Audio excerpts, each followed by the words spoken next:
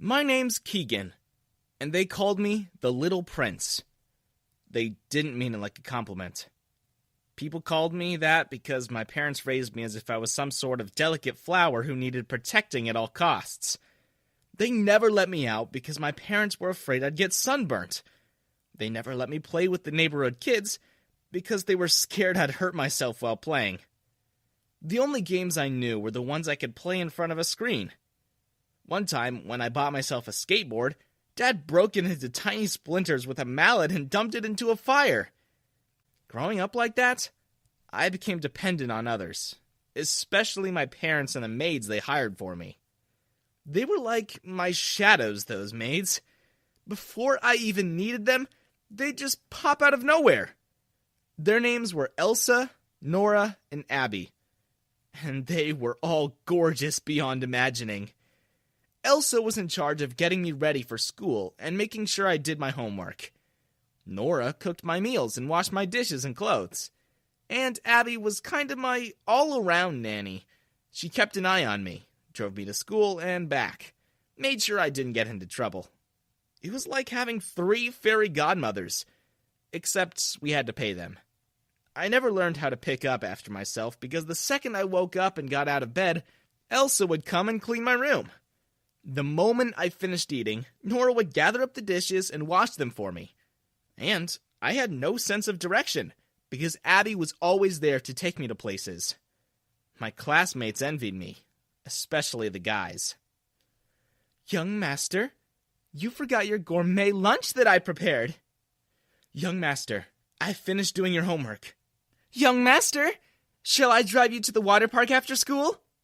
The girls all joked how they wished they could be one of my maids, too. I don't really know why my parents were so overprotective of me, but it drove my brothers and my sister to dislike me very early on. They were jealous of all the attention I got, and they were always bitter that I was the only one who had personal maids. Even the kids at school would sometimes talk behind my back and call me weak. They said I was too spoiled. But maybe they were just jealous, too. Because despite never putting in much effort, I always got the highest scores. And even though I never tried to curry favor, I was always the teacher's pet. But despite all that, people still underestimated me. There was even a girl who tried to date me because she thought my maids would serve her, too. Then I found out that my brother put her up to it. They paid her $200,000. Gina was the daughter of my dad's fiercest rival, and they knew if I started dating her, Dad would disown me.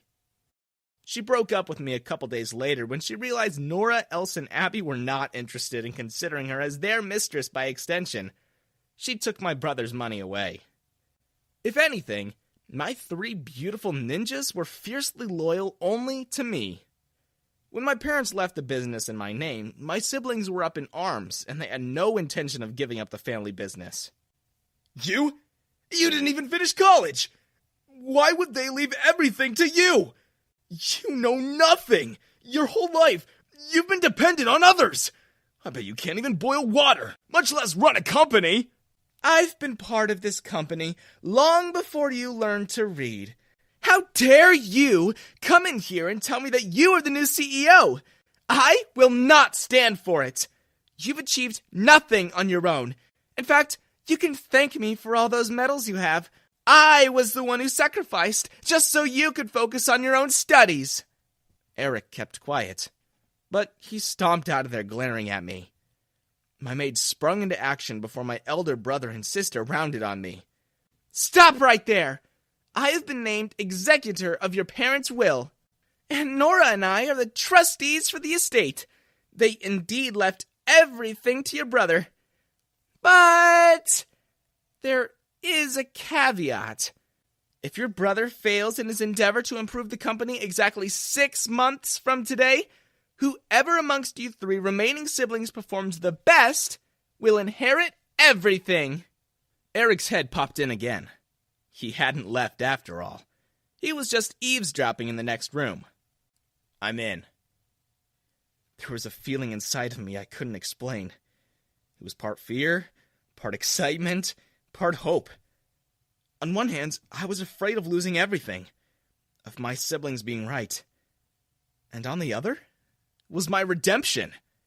So the next few weeks was a whirlwind of tension. Everyone was gearing up for a race to the top, and they were all prepared to do whatever it took to make me fail. Watch me take this company to new heights. In a year, I will be the only reason this company still survives. My operations division will leave all of you in the dust.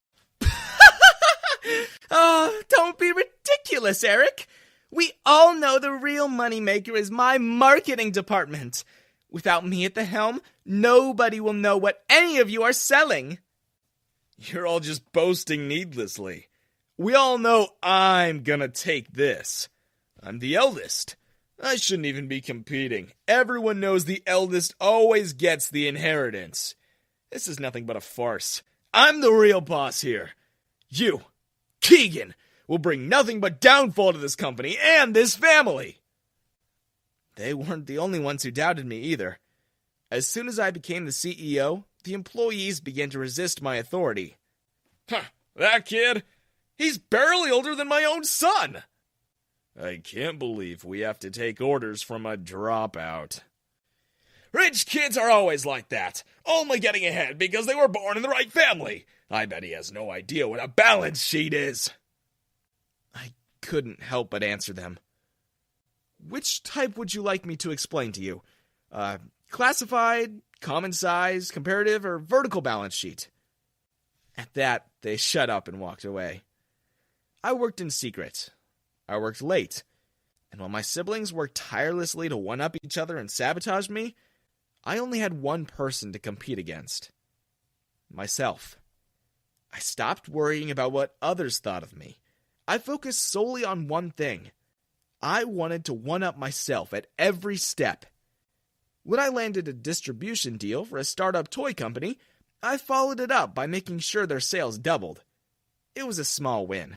And so, I honed in on another promising product and made it viral with the help of my assistant. Becky went all over town, introducing the scrub nanny to everyone on the street. And her videos, although not intended to be funny at first, really tickled people's funny bones. We sold 400,000 units of the scrub nanny in the first month alone. He just got lucky.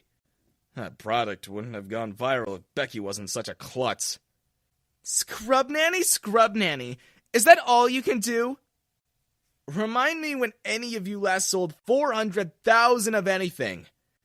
Oh, right. Never. Eric doubled his efforts to make me fail. He paid the company chef to hide shrimp in our lunch meetings menu. The CEO of the company I was partnering with was mildly allergic to it, and Eric wanted me to make a bad impression. Luckily, our nosy janitor knew of the CEO's allergies, and he was also literally nosy.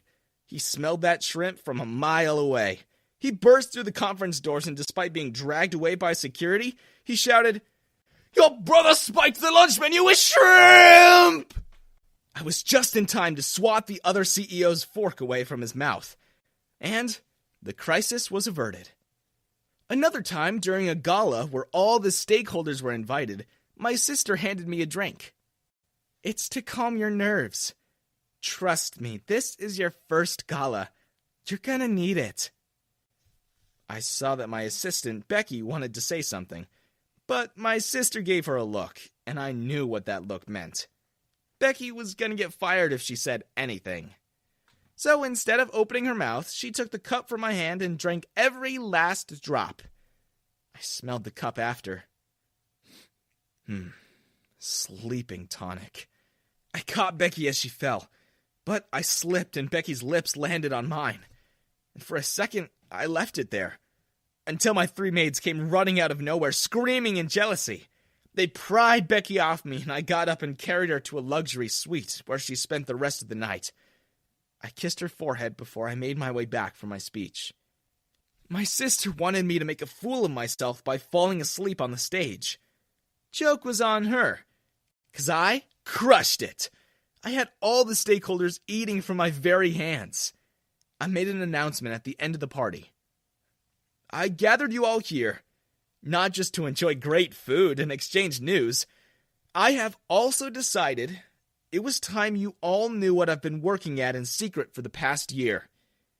We all know my siblings have been burning the midnight oil to make me fail. What they didn't foresee was that I would be able to pull off something so astronomical by myself. I have just landed a $200 million deal with Wamazon.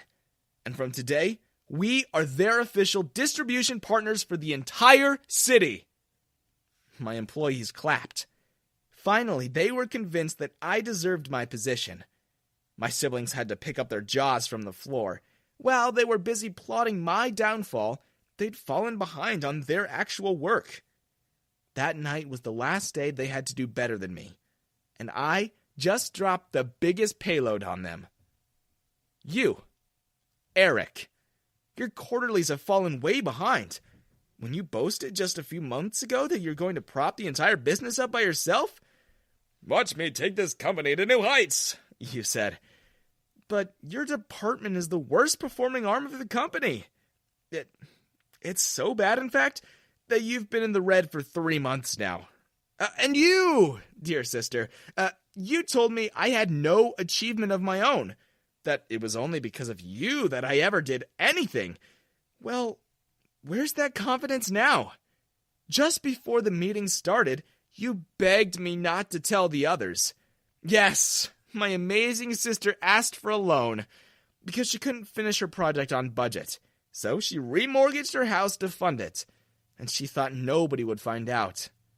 And lastly, my dear eldest brother Rowan. What did you say when Dad left me for the company in his will? Rowan couldn't even look at me. None of them thought I'd ever check on their work. Say it. That you will be the downfall of our entire family. Yep. And that I would bring the entire company down with me. How much money did I just bring into this corporation with that Wamazon deal? $200 million. Don't mumble. Say it so everyone can hear, please. $200 million. Did I bring downfall to the company? No. I proved my doubters wrong. And to think my biggest critics were my own family. And because of me, they will reap the benefits. Their families will prosper for a very long time. Do you think that's fair? One of the employees coughed and said no. I agreed. And so to punish the people who belittled and doubted me, I demoted them. In their place, I promoted the people who had faith in me. Mark, the janitor, became the operations manager. Becky, my assistant, became head of marketing. And my 3 maids became joint VP. By the end of the night, all the hot girls who worked for us crowded around me. They competed for my attention. Eric and Rowan, who were forever single, couldn't help but envy my new pull. I made sure my brother saw me giving the girls each a kiss before I drove off in my new Lambo.